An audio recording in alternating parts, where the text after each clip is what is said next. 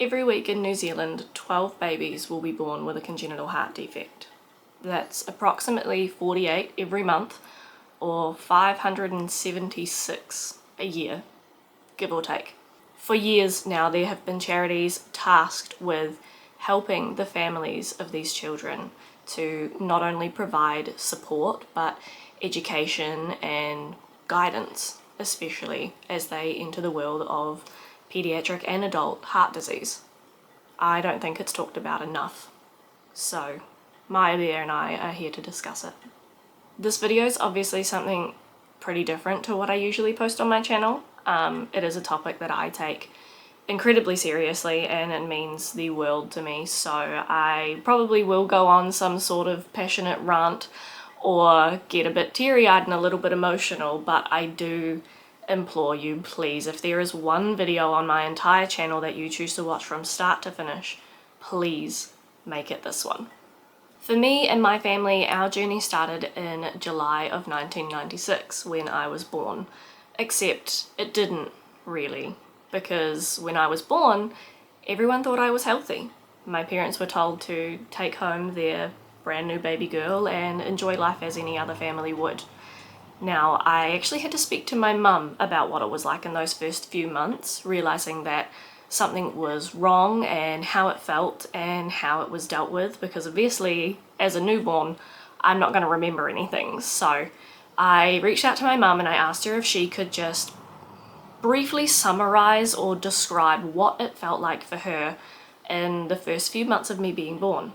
Now, I know we're only like a minute or so into this video, but I'm going to get emotional because if anyone knows me, or for anyone who knows me, you will know that my mum is my world. Dang, this was quick. Holy.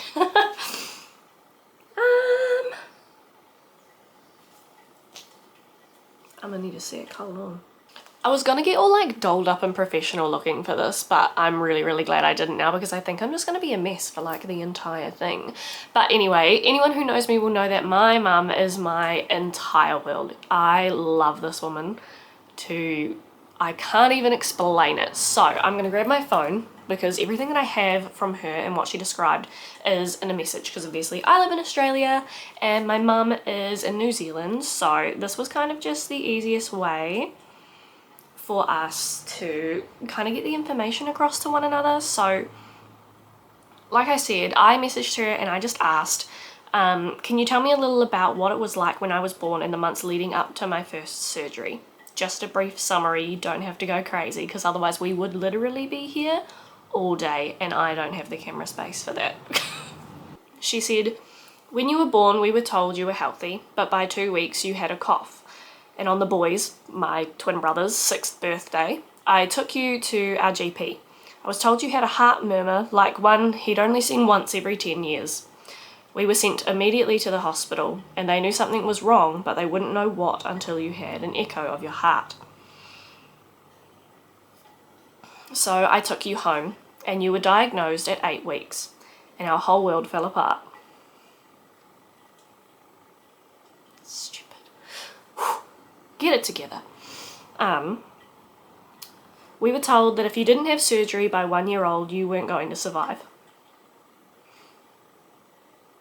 Why is this so hard? I'm gonna need you to get it together. Emotional support, Maya Bear. This is gonna be the hardest part of the video for me, so please just stay another like 5 minutes and then I promise there will be significantly less emotional trauma being displayed for you. We don't even get to. We were told that if you didn't have surgery by 1 year old you wouldn't survive. 3 weeks later you took a severe blue turn, which is where your skin goes completely blue due to lack of oxygen. We spent 11 days in hospital. It was so very stressful. You weren't allowed to cry at all. Now, this is a bit of a running joke in my family because I am definitely like the princess of the family. I was always significantly more like spoiled than my siblings because of things like this. Because of my health, I wasn't allowed to cry because it would restrict the airflow to my lungs and I would turn blue and pass out. So I can only imagine that having a child or a baby who's not allowed to cry, like, how do you even navigate that? I couldn't. Hi. Yeah. We had to make sure you took medication 3 times a day at the exact same time and hope that you didn't bring it back up. It was the most stressful time of my life. Having a child that needed heart surgery, who looked well because of the medication she was on but was actually very ill. Once surgery was done, I thought you were fixed, but to be told you needed more surgery was hard. I lived on tender hooks all the time for years. Going through the extreme stress again from 18 months to 2 years until after you had your second surgery. It affects parents immensely to have a child like this.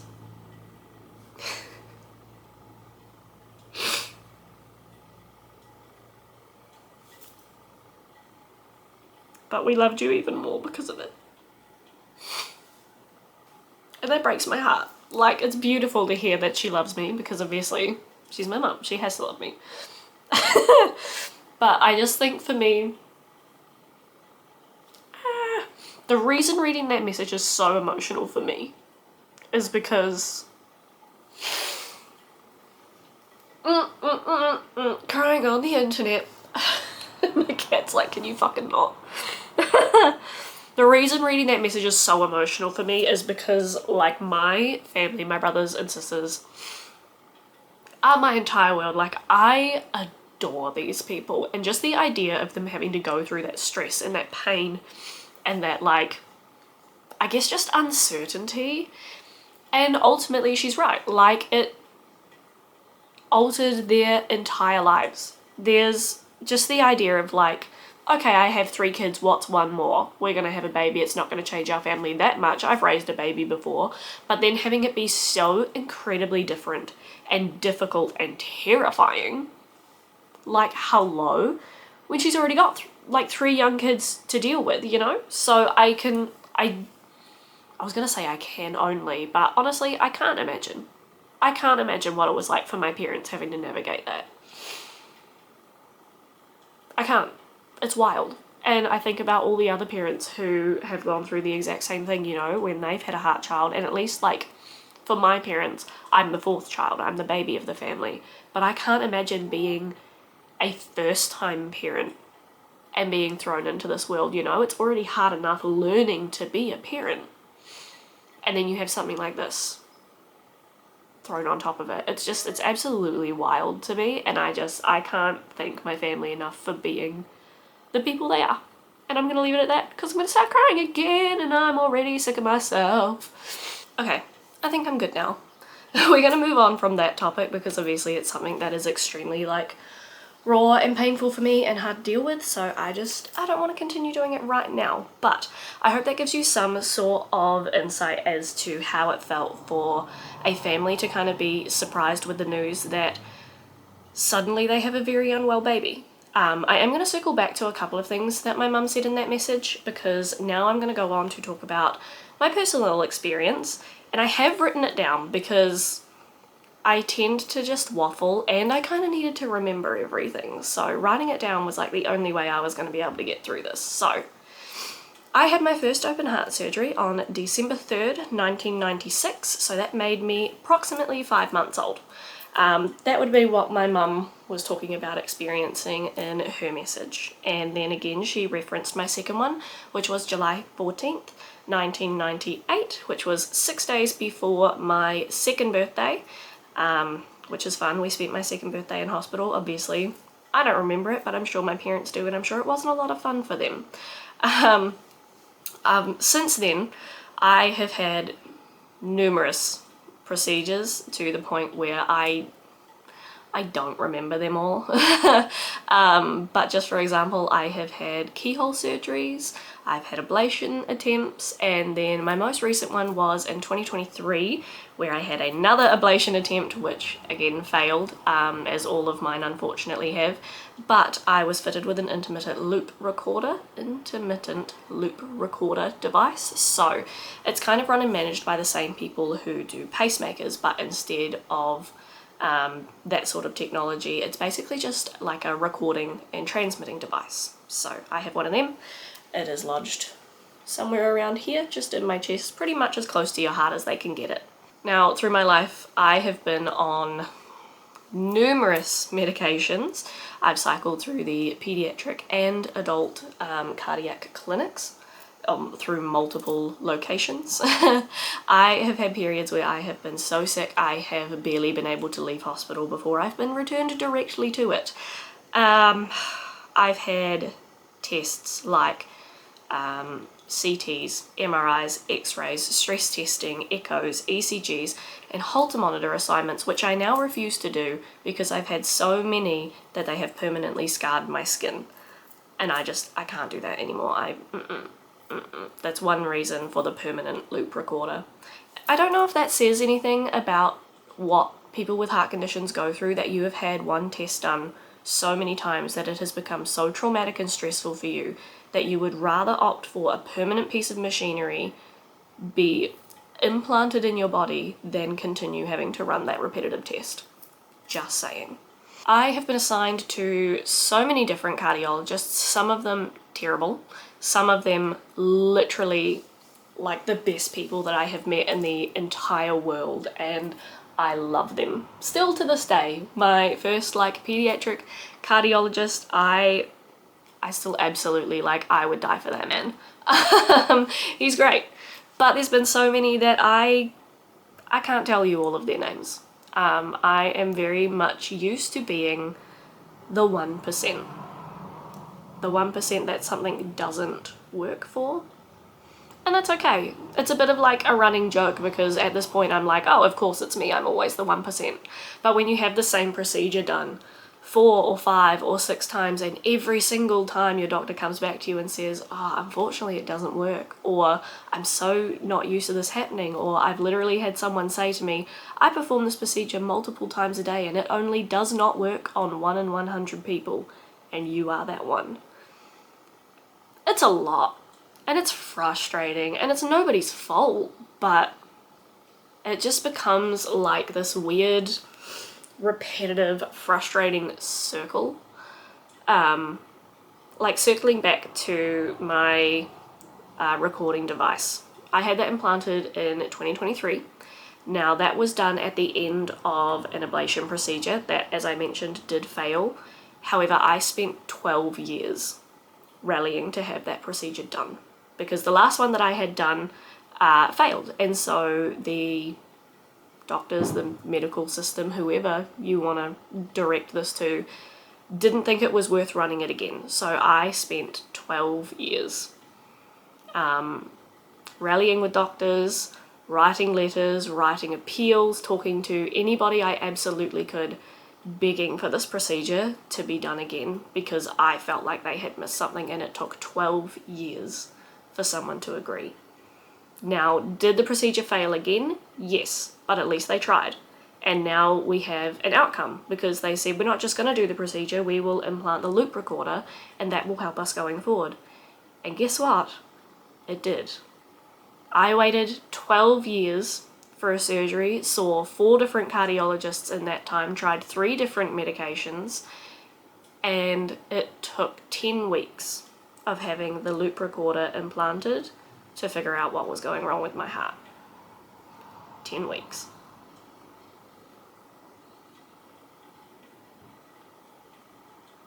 Believe it or not, I am actually pretty lucky. I would consider myself pretty healthy compared to some people I've met and some people that I know. It is very much one of those things where it's an invisible illness. Yeah, if you're sitting with me and I'm wearing a shirt like this, you can see that I have a scar on my chest, but what does that mean? Quite a lot of people will just assume, oh, you had surgery when you were a baby and now it's fixed and you're a normal person. Absolutely not.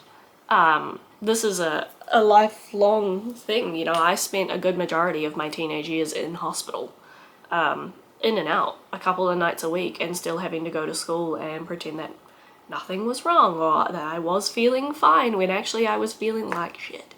And I think it's it's weird to me how my mum had that experience with me as a baby, where she was saying, you know, I have a baby that looks really well, but it's just because of medication. And then growing up as a teenager, it was the exact same thing. Like, yeah, I look well, I look like a normal person, I look fine, but it's only because I'm on medication, I'm having current care. You know, now as an adult, I am very, very lucky. I have made the decision in 2023 to stop all heart medication. That was a call that I made myself because I felt like the one that I was on was hindering me.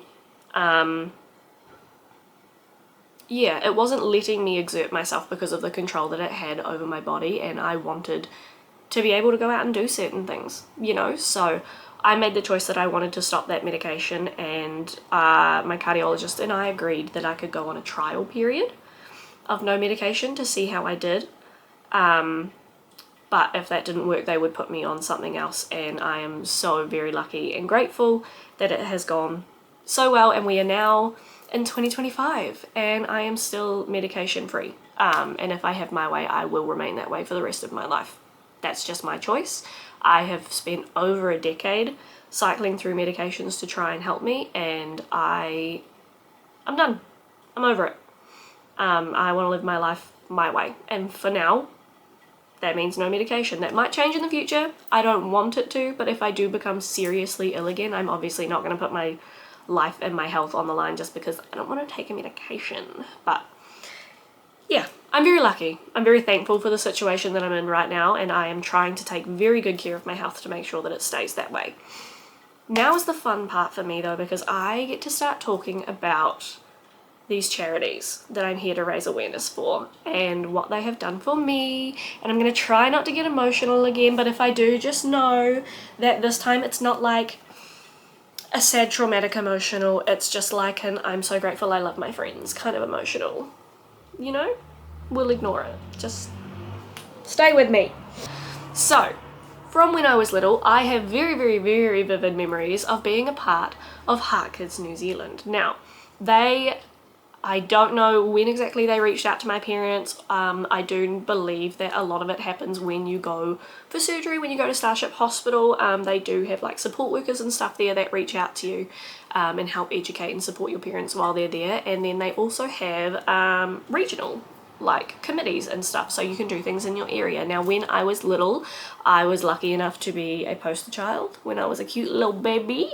I don't have any of those photos, and to be honest, I didn't try very hard to find any because I didn't want to put them on the internet again. So we're not going to look at that. My parents had a lot to do with Heart Kids when I was younger. They were very, very involved. I remember going to things, you know, every month, every Christmas party, we'd celebrate my birthday. We had a very close group of friends who we would spend a lot of time with because they lived in the same town as us. I remember my dad playing Santa, sorry children, Santa's helper at like the Christmas parties, and doing the polar plunge, helping organise charity events and drives, and like being the subject of newspaper articles and stuff like that. My dad would come and speak at my school, and we would do like awareness days, mufti days, where we would raise money. And it was just like such a positive, loving environment. Like that is what I remember growing up, is just having these people around me who were just so loving and caring and understanding. And it wasn't about, for me anyway, being the child, it wasn't about having a heart condition. Obviously for my parents it very, very much was, but you also made like lasting, lifelong, loving friendships and people who feel like family. And they still feel like family to this day. A lot of them I don't talk to anymore, like my friend. I'm obviously not going to mention too many names for their privacy. The names and faces that I will show, I have gotten like specific permission to do that, so don't stress. But I had this childhood friend who like I adored. We would spend so much time together, and while I don't really talk to him anymore, I do still follow him on social media, so I get to see what he's up to, and I do occasionally talk to his mum. Love you. And she'll always feel like family. They always do. It's one of those things where you might grow apart, but you have that like such deep connection and so much history with that person that they're just there and they forever have that place in your heart. So that's something that I am incredibly grateful to Heart Kids for, is giving me that. It continued on to when I was a teenager. So one thing that Heart Kids used to do, I do know it is a little bit different now, but as an adult I'm not as privy to how everything works, especially living in another country. But when I was a kid, I got to go to Heart Camp every year from ages 8 to 18. They would host a camp once a year. Now, the first one was called Brave Hearts, and I believe that was from ages 8 till 12. And then the next one was Teen Beat, and that was ages 13 to 18, I believe. Don't quote me on that. And it was great. Like, it was the best experience for me. Now, not everyone could go to it. You did have to have a certain level of health. Obviously, the very critically ill Heart Kids would not be able to attend, but they were camps that were designed for you to be amongst people who were like you, who understood you, and make friends that, I guess, just kind of get it. Like, there were... So the staff who ran the camps, a lot of them were like part of the board of Heart Kids, but then a lot of the people who attended were, you know, just the family, the mums and the dads of the Heart Kids that were there. So you not only made friends with the child, you made friends with their family, and so it felt like a big family. I get asked quite a lot if I wish I was less emotional. And sometimes I think I do, like in moments like this when I'm trying to do something that's really important and I kind of just like can't get a handle on my bullshit. But in all, no. I love that I feel things so deeply. It just means that the people in my life kind of have to put up with me being a crybaby, so love you. So the reason that these camps were so great for me personally, not going to talk about everybody's experience, is that you got to do all the things that you couldn't really do at home. And it's not because you couldn't physically do them, it's just that a lot of them were like medically unsafe for people with heart conditions. So if you try and do it in a public setting, you're technically not really allowed. Now, the camps would always have a team of nurses on board at all times because a lot of us kids were on medications that we had to have, so they were in charge of, you know, administering that morning, lunch, night, whatever was needed. But they were also there if anything happened. And that kind of gave you that extra boost of confidence that you needed. Like, we did things that I always wanted to do. And that I wouldn't have had the opportunity to do without the camps. Like, we did things like archery and paintball and mountain biking and surfing. We would build rafts and do like team building evenings where you just spend time with each other and play these fun games and get to know people. But then you'd go out during the day and do like rock climbing, abseiling, bushwalks and hiking. All those kind of things that are essentially unsafe for someone with a heart condition to do, but you were fine because you knew that no one was going to push you. No one was going to make you do something above your skill level or do it faster than what you needed to. You knew that you were around or within a community of people who understood exactly what you were feeling. If you were tired and you say, I'm tired, like, as a heart kid, it means something different. You know, it's not just like, oh man, I could really go for a nap, it's been a long day. It's like, my body is tired. My heart is working really hard right now and I just need a minute to sit down. And I'm not going to speak for everyone, but I know that personally I experienced a lot of, oh, just keep going, it's not that far, or oh, there's not that long left, or I wouldn't play team sports because I would consistently feel like I was letting them down because I couldn't perform to their level. So being able to go to camp and having this like group of people that you can be like, hey, I'm tired, and someone wouldn't just be like, oh, okay, I'll come back to you. It would be like, okay, take your time. Do you need a drink? Do you need something to eat? I will sit with you. And it's just not something that you always get, you know? And you should, but you don't. and it is what it is. So that was kind of my favourite bit of camp for me, was being able to do the things that I wanted to do and know that I had people there that were going to understand me and care for me and like give a shit and actually get it. Yeah, that was great. I mean, don't get me wrong, we would absolutely rip the piss out of each other at the same time, but like, if trauma doesn't make you funny, what does it make you? Okay, but like, if we could actually stop crying now, that would be fantastic. I am going to talk about a couple of friends now who I love absolutely dearly, deeply. Don't know what one I was trying to say. Both are applicable. And again, I did write down things about these friends because I know I'm prob's going to get emotional. Who's surprised?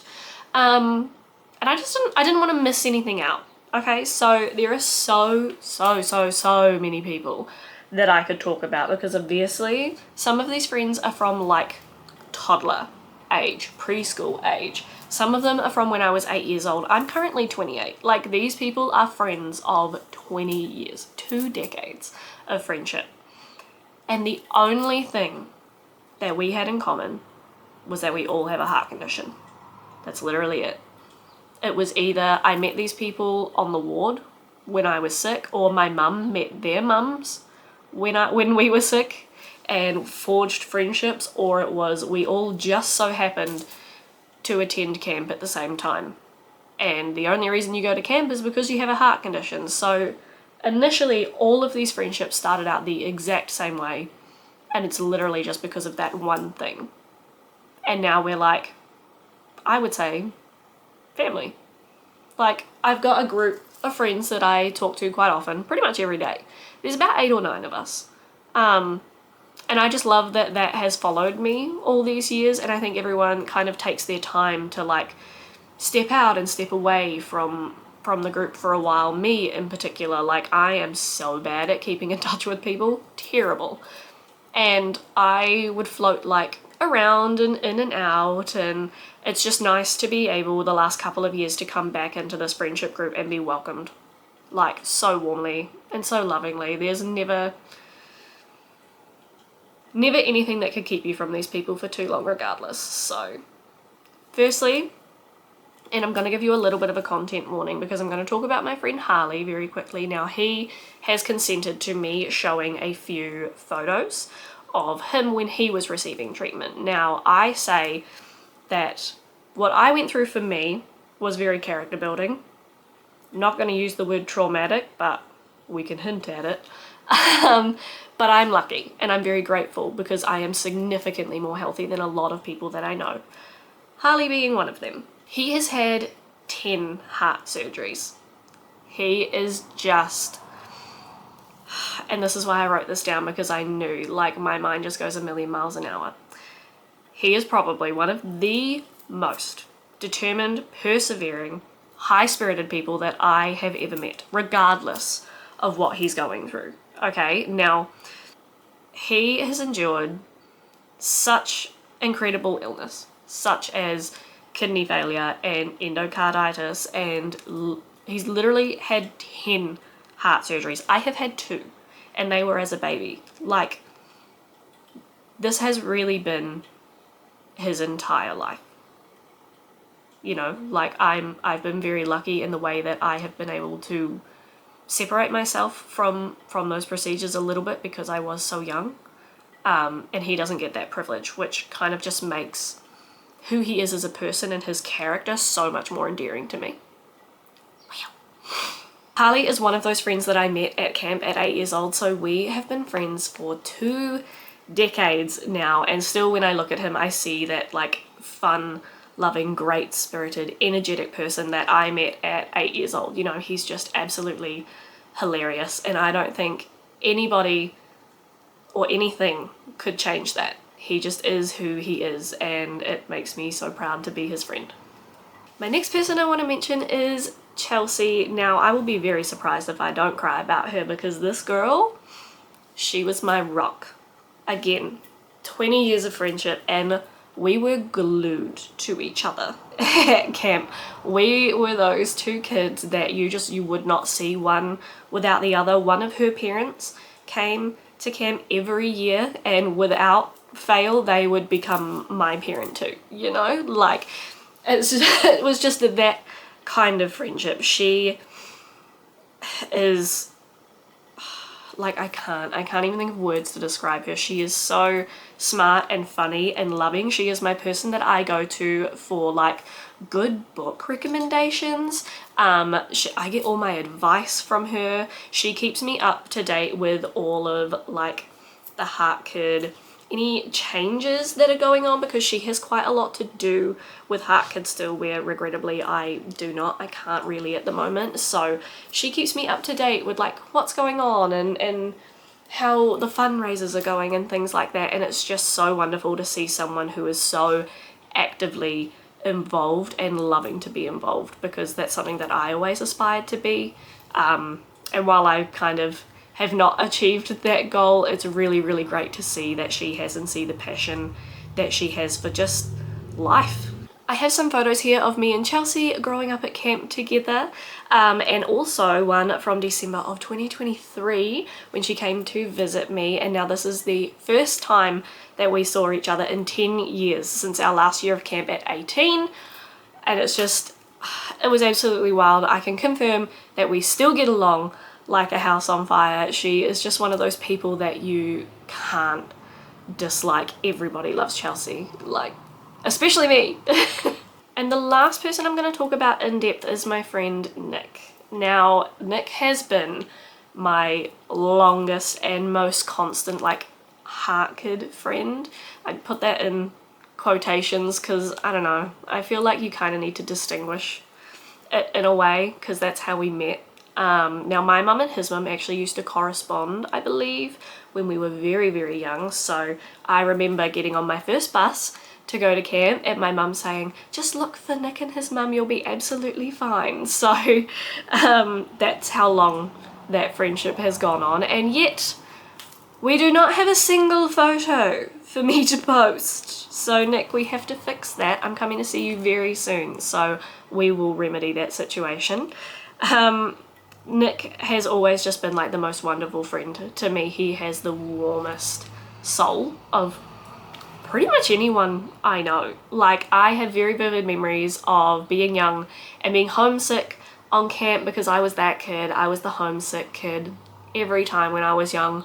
And so he would lead me to his mum for a cuddle, and just that like reassurance, like, you know, anyone is family to Nick. He makes you automatically feel like you are family. He's one of those people, and I love that quality about him. And even now as adults, he still is doing that for me, teaching me things and supporting me through things. I started like a year or two ago, I think now, learning how to dungeon master for Dungeons and Dragons so that I can play with my friends. And of course my tutor, my teacher, my dungeon master is Nick himself. He is always there when I have a question or need to rant or need support or need help in a video game, which is very often. So I just want to extend my love for him and all of my friends. They do have links for like Twitch streaming and YouTube and everything like that, and I am going to pop them all in the description because I think all of them are absolutely worthy for you to check out. Please make sure you do. They are great people, they make great content, and I feel like you would really enjoy it. I could talk absolutely all day about my friends. I could whip out years and years worth of stories and anecdotes and fun times just to reminisce, but I do have to keep this relatively short, so I am just going to mention very briefly everyone else that I still very much have love for. Even if we don't speak every day, I just want to say that it is so very great to watch you online grow into these amazing people. You know, I've got my list, my Georges, all of you, 1, 2, 3. I love you all. Sophie, Brianna, Brittany, Reno, Keziah, Wayne, even though Wayne is one of my newest Heart Kid. Do we still call you a Heart Kid friend when we're adults? I'm still going to.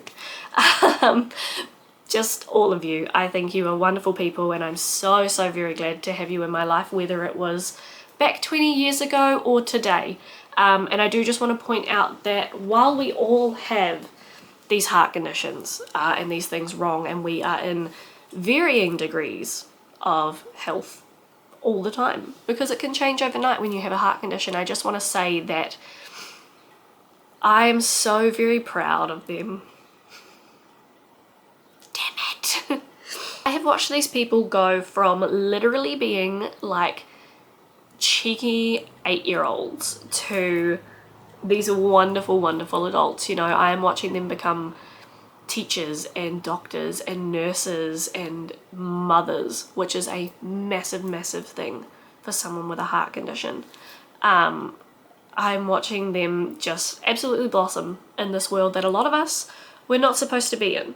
A lot of us had very, very short life expectancies, if any life expectancy, because when you were born, when we were born, this generation of people, my generation, science and medicine didn't really know what to do. So I am just so incredibly proud of everyone, and I think it is absolutely great to see this generation of people with congenital heart defects growing into such stunning adults. Yeah.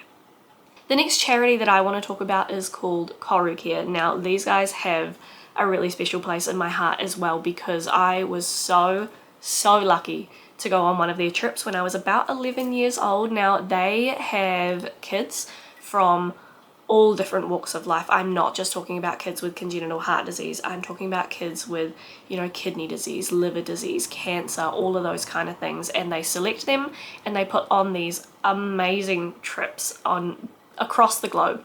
Now, I was lucky enough to go on their trip to California, America, and it was just the most amazing 2 weeks. It was, again, like I talked about, being able to be around people who understand you and let you do things at your pace, but also things that you're not really supposed to do. Like, we went to Disney and California Adventure and Universal Studios. We rode all the rides, which, again, there's kind of warnings not to do that, but like, it's fine. It's a once in a lifetime opportunity. We saw so many different things. I think I genuinely would be here for about 2 hours if I listed them all, but like, we went for special tours through like a police station. We saw the Hollywood Walk of Fame, just so many out of this world things that you would never expect to be able to do when you're a small town child who spends half their time sick, you know?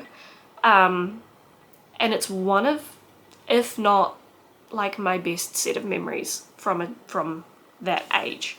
I think what they do is absolutely amazing. And outside of that, I think I have just been so lucky in so many ways. When I mentioned to Heart Kids that I was leaving New Zealand, they sent me Maya Bear, which I have wanted one of these for so long.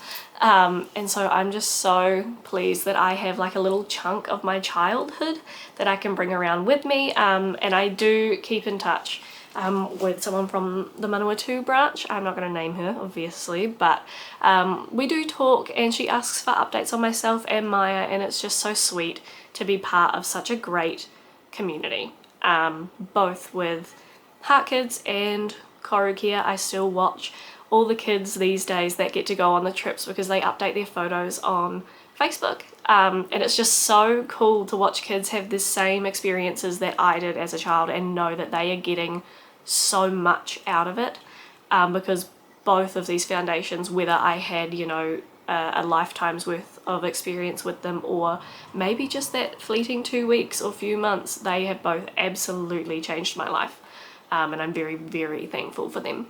Now, the reason I bring this up now is because it is Little Hearts Day on the 21st of March this year, and that is Heart Kids' big fundraiser, one of the big fundraisers they run throughout the year, and it is so incredibly important that charities like Care and Heart Kids get donations in order for them to keep going. Not only do they provide the experiences like what I've talked about, which 100% shape a sick child's life ahead of them, but they provide so much education and so much support for the children and their families as they learn to navigate this new world that they get thrown into essentially with no warning. They help educate people and offer support and guidance for people when they need it most. I know that without them, a lot of questions I have about my own condition would be left unanswered because it can be very, very hard.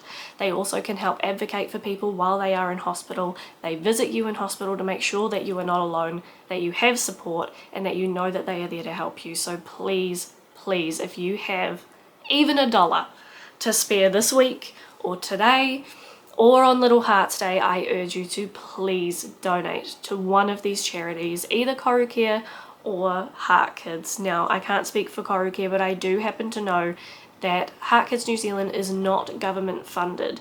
Now that means that they run solely on donations. Obviously, I'm not going to be around myself to be helping in the physical appeal, but you will see at different times of the year Heart Kids do street appeals where they have our big girl Maya in the bear suit around to say hi to everybody. They have actual heart children and heart adults on the street raising money, talking about their stories. We also do things like the polar plunge, where you'll jump into a spa bath, usually filled with ice water, and sit there for 5 minutes. Now what this does is that is going to emulate what happened to us heart kids when we were young. Because before modern medicine and technology became what it is today, what they would do for people who had heart surgery was actually pack the chest cavity with ice in order to slow the heart rate down enough that you would be able to operate on. Now, if you think you can sit in a bath of ice water for 5 minutes, then please, by all means, look into when your next Heart Stopper challenge is and take that challenge. Jump right in. It is a fantastic experience. I've done it myself. Multiple of my family members have done it, and it's so much fun. If you have made it to this point in the video, I thank you so, so much. I know this one was an absolute roller coaster and probably pretty hard to watch for some of you. But I do thank you, and I really appreciate it, because if you can't tell, this topic is so, so near and dear to my heart. It is literally my everyday life. It is something that I cannot escape, that I will never escape, and that has altered who I am in every single way possible. I truly don't know who I would be if I didn't have a heart condition at this point, and people ask, not just me actually, they've asked my friends that overwhelming question of if you could do it again, or if you could be born again with a fixed heart, would you? I'm by no means speaking for everyone, but I do have a few close friends who I know would agree with me when I say no. I would not. I don't want a new heart. There's certainly been points in my life where I have been so sick, where I have sat up every night and cried, wishing to be better, wishing to be fixed. Very common. But ultimately, no. I don't want a new heart because I like mine. I love mine. I really just want... Wow, good voice break. I really just want everyone to know that this is so important. Because with the rate that children are being born with heart defects, odds are you know someone who's affected by this. Or you might be someone who's affected by this. So please just keep in mind that it's not a third world thing, it's not a once in a while thing, it's actually extremely common, and you should definitely educate yourself about it. I'm going to end this video with a little bit of a tribute to some really great people who unfortunately are no longer here, because like I said, while I am really grateful for my health and what I've been through, and very thankful for the life that I do live, unfortunately not all of us are that lucky, and we have over the past few years lost some really, really wonderful people.